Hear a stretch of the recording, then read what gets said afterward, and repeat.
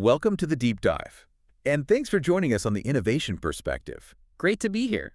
Today, we're really digging into the strategies that build, successful businesses. We look at visionary entrepreneurs, groundbreaking strategies. Well, it's helping you understand the evolving business world. Exactly. Right. Perfect if you're a founder, or maybe just curious about how some companies seem to just master efficiency. And we've got a good stack of research you sent over, all centered on cost leadership. It's a real cornerstone strategy. It really is. So our mission today, let's unpack this together, pull out the key insights. To understand what it is, how companies actually do it. The rewards, definitely, but also, crucially, the risks, because there are definitely risks. Right. Think of this as your shortcut. We wade through the research, you get the core understanding without, drowning in papers. Okay, let's jump right in.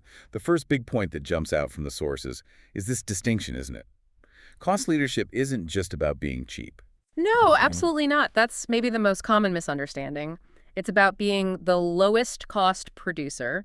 Your internal costs are fundamentally lower. Structurally lower. Structurally lower, exactly. It's baked into how you operate. And that lower cost base, that gives you flexibility, right? Huge flexibility. You can choose. Yeah. Either price really aggressively to win market share, Yeah, cut everyone. or you price around the industry average and just enjoy much healthier profit margins because your costs are so much lower. So it demands this, relentless focus on efficiency. Yeah.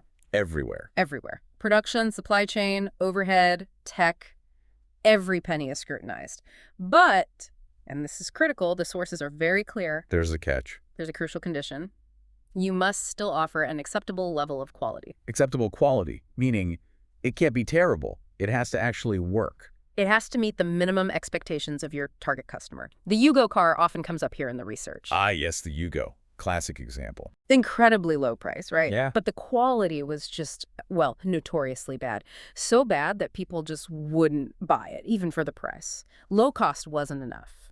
Okay, so find that balance, good enough quality, rock bottom cost.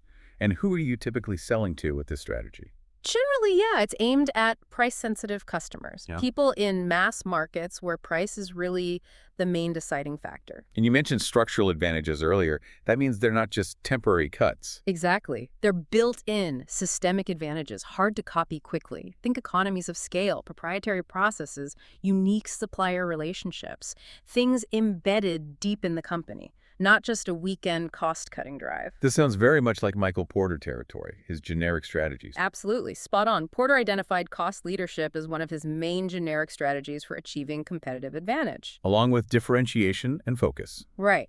Differentiation is about being unique and valued, charging a premium. Focus is about targeting a specific niche, either with low cost or differentiation within that niche. And Porter's big warning was, don't get stuck in the middle. That was his core argument, yeah. He felt trying to be both low-cost and highly differentiated was usually a recipe for mediocrity because the activities often conflict.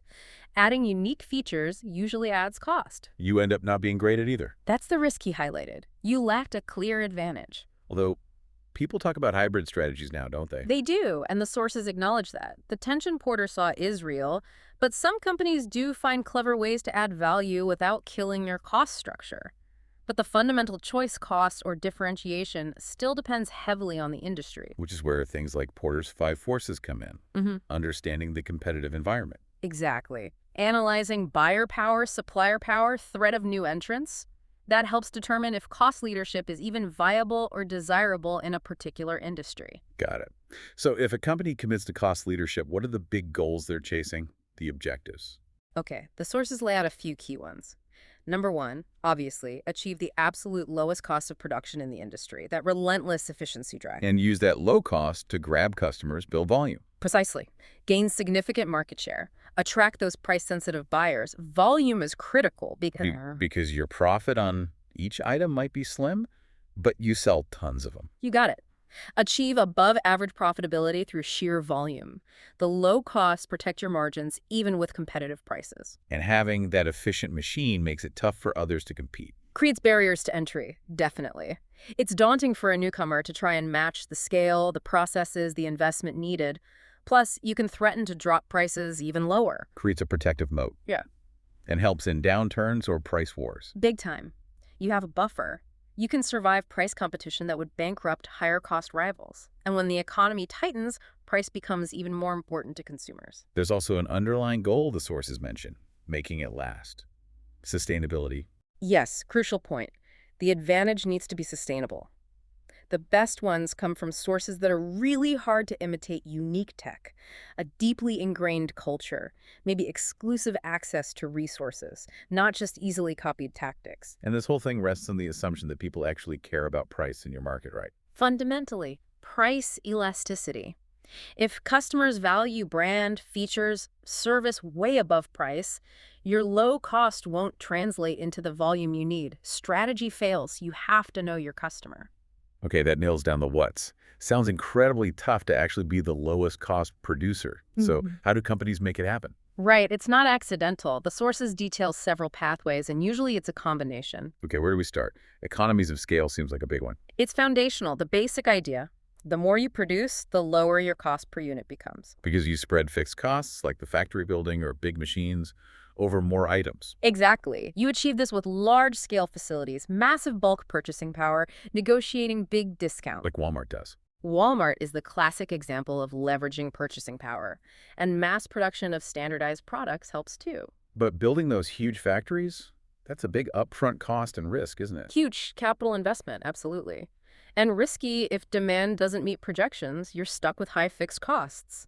Plus, the sources mention diseconomies of scale getting too big can actually make things more complex and costly again. Okay, so besides just getting big, what else? Operational excellence. Yes, this is about ruthlessly streamlining processes, eliminating waste, what Lean calls muda, reducing defects. That's where Six Sigma comes in. Ah, Lean from Toyota, focusing on waste reduction. Yeah. And Six Sigma, very data-driven, minimizing errors. Precisely. Lean looks for things like overproduction, waiting time, unnecessary movement. Six Sigma uses statistical tools like DMA, ICE to find, measure, analyze, improve, control to get processes incredibly consistent and reliable, which cuts down rework, scrap, inspection costs. And practices like just-in-time inventory fit here, keeping stock levels super low. Definitely. JIT minimizes holding costs. Also, continuous improvement, or Kaizen, getting everyone involved in finding small improvements, and standardizing processes for predictability. Like McDonald's having the exact same way to make fries everywhere, or Walmart's cross-docking. Perfect examples. They represent operational excellence in action. And often, the sources stress it's the culture behind this leadership focus, employee engagement that's really hard for others to copy. But does that focus on perfecting the current way make you a bit rigid, less adaptable? That's the potential downside, yeah. You can become so optimized for today that you struggle to change for tomorrow. A definite risk. What about getting materials in and products out? The supply chain. Mastering the supply chain is absolutely critical. Optimizing every step from sourcing components to final delivery to minimize the total cost. So smart sourcing, getting good deals, long-term contracts. Yes, strategic sourcing. Using scale for bulk buys, building strong supplier relationships, sometimes collaborative ones, maybe even vertical integration or direct sourcing from low-cost regions. And then it's about hyper-efficient logistics. Optimized routes, smart warehousing. Things like cross-docking to avoid storage, JIT deliveries within the supply chain. Walmart's logistics are legendary. Right. IKEA's global sourcing and flat pack design for shipping efficiency is another great example cited. Or Dell's original direct model, cutting out the middleman. But focusing only on the lowest cost supplier. Couldn't that make you vulnerable if something goes wrong, like a natural disaster or a political issue? Very real risk. The research points this out strongly. You have to balance cost with resilience. Diversifying suppliers, maybe holding a bit more buffer stock for critical items. It's a complex trade-off. Yeah. And pushing suppliers too hard can damage the relationship. It's not just about squeezing every last cent. Technology must be a massive driver now. Huge. Automation is a big one. Robots in factories and warehouses, software automating admin tasks, reduces labor costs, improves consistency. And data. AI. Yeah, data analytics and AI are optimizing everything. Yeah. Supply chain routes, warehouse layouts, demand forecasting, inventory management. The level of precision is incredible. What about tech that's unique to the company? Proprietary stuff.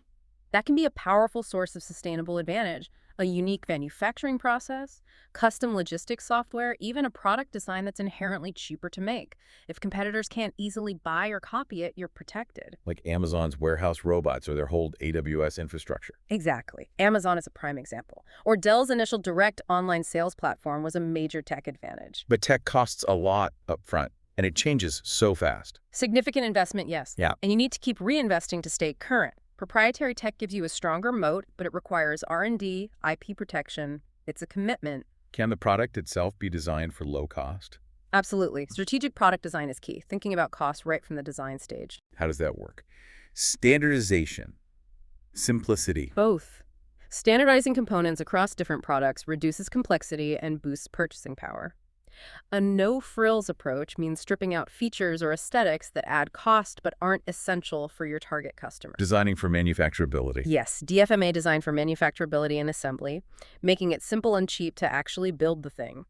IKEA's flat pack is genius shifts assembly to the customer, slashes shipping costs. Southwest Airlines using only 737s simplifies everything for them. Perfect example. Maintenance, training, parts inventory, huge cost savings from standardization. McDonald's standardized menu and prep is another classic. But how do you avoid stripping out too much? Ending up like the Yugo. That's the tightrope. You have to understand your customer deeply.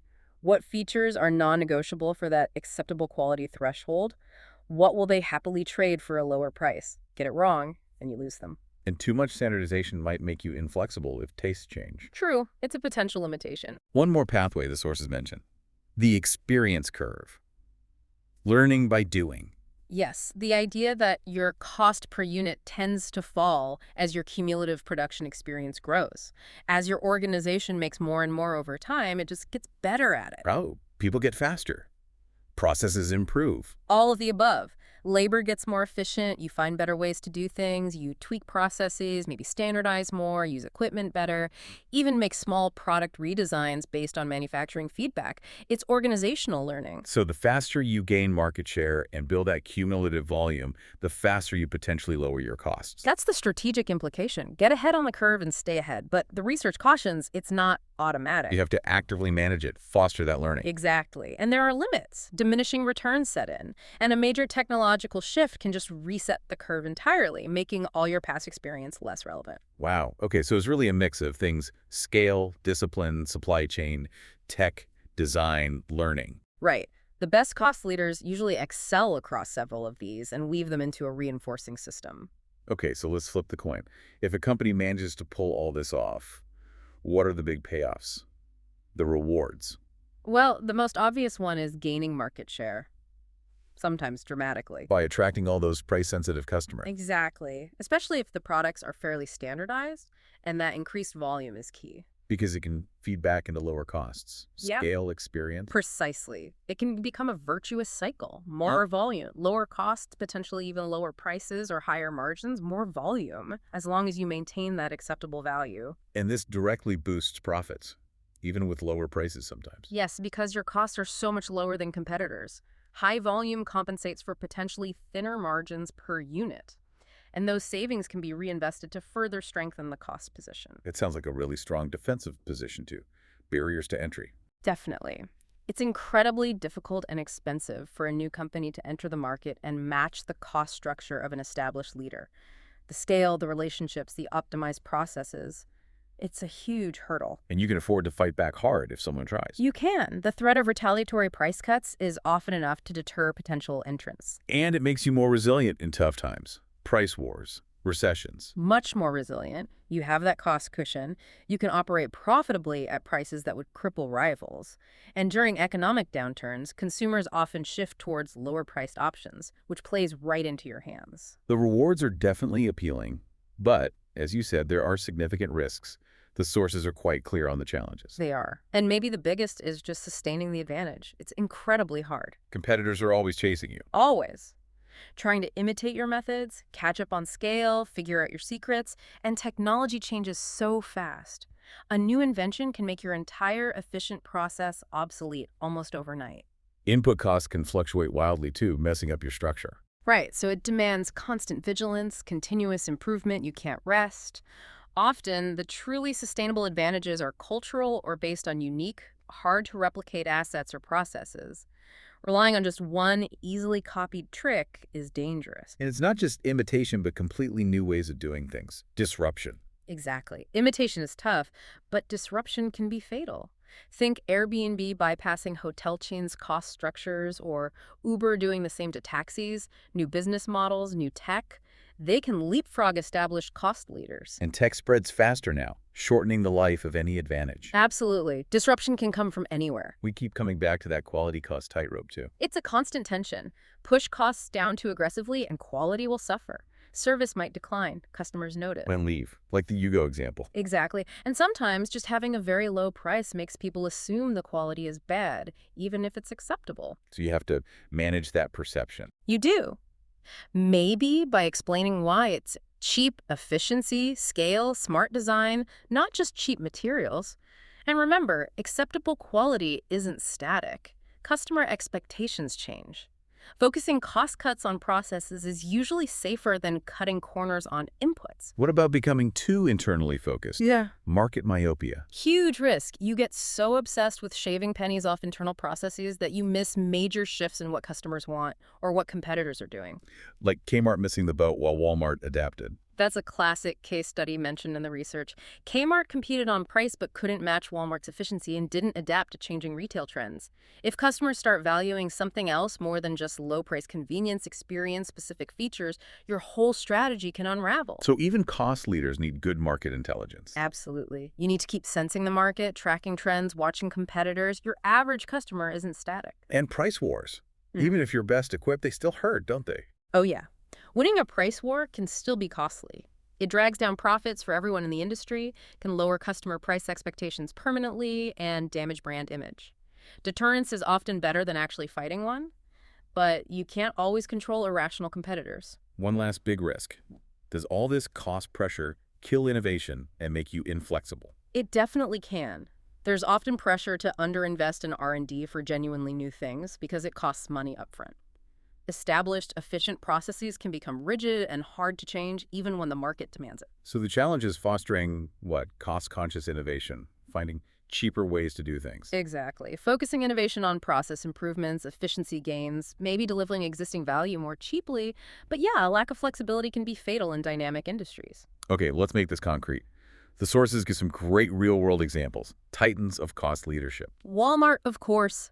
Scale, supply chain mastery, EDLP, sustained success through operational efficiency. Ryanair in Europe, the ultimate no-frills airline. Absolutely. Secondary airports, single fleet type, charging for everything, ruthlessly efficient model. IKEA, that flat pack design is genius for costs. And their global sourcing, efficient store layouts. Blending affordability and design effectively. Dell in its heyday with the direct model. Cut out the retailers, built to order, super efficient supply chain for its time, major disruptor. Amazon today, scale, tech, logistics. Massive scale, automation, data analytics, AWS providing internal cost benefits, relentless innovation and efficiency. And McDonald's, standardization is an art form. Highly optimized, replicable model based on process, discipline, and scale. The key takeaway from these successes, it's usually a whole system of reinforcing activities. Hard to copy piece by piece. And notice many have evolved to add value beyond just price over time. But it doesn't always work out. Yeah. Cautionary tales. Yugo, obviously. The ultimate lesson in quality being non-negotiable, even at a low price. Kmart failing against Walmart. Got caught in the middle. Couldn't match Walmart's costs, couldn't differentiate enough. Fatal. And some low-cost airlines that have sputtered or failed. Yeah, often vulnerable to fuel price spikes, brutal price wars, operational issues, or just failing to adapt as consumer preferences shifted, especially post-pandemic, towards valuing flexibility more. Even giants like GM historically struggled with cost competitiveness. Right. Inability to match the manufacturing efficiency of rivals was a major factor in past struggles. And Kodak or Blockbuster. Yeah. They weren't strictly cost leaders maybe, but their failure highlights that market myopia risk. Right. Failing to adapt. Exactly. Ignoring technological shifts or changing customer needs is fatal, regardless of your cost position. Failure often comes down to not really achieving sustainable low costs, compromising too much on quality, failing to adapt, or getting stuck in the middle. So pulling it all together, cost leadership is still a powerful fundamental strategy. Absolutely. Still driving success for many companies when the conditions are right. Price-sensitive markets, standardized products, opportunities for scale and efficiency. But it demands that constant, tricky balance cutting costs aggressively, but preserving that acceptable quality and value proposition. It's relentless, requires nonstop vigilance against imitation, disruption, and just getting complacent or too rigid. And the ways to achieve low cost are evolving, aren't they? Data, AI, automation. Definitely. The tools are changing, making adaptability and foresight even more critical. But the core goal, systemic efficiency driving down costs, remains constant. Okay, time for a quick break from the serious stuff. Why did the operations manager get fired from the cost leadership company? No. Why? Because he cut too many corners. Literally, groans lightly. Yeah, okay, Yeah. okay. What's the favorite type of music for a really effective cost leader? Let me think. Gotta be efficient. Lean tunes. Yeah, lean tunes, Yeah. maximum efficiency, zero waste. Nice one. All right, so here's a final thought for you to chew on. With technology changing so fast and customer values shifting all the time, how long can a pure cost leadership strategy really survive without selectively adding more value? And what does acceptable quality even mean in such a dynamic market today? That's the billion-dollar question, isn't it? Something every founder and strategist needs to grapple with as these models keep evolving. Absolutely. Well, thanks for joining us on this deep dive into cost leadership here on the Innovation Perspective. We really hope this journey through the research helps you understand this vital business strategy. Thank you for listening, and please like, follow, and subscribe.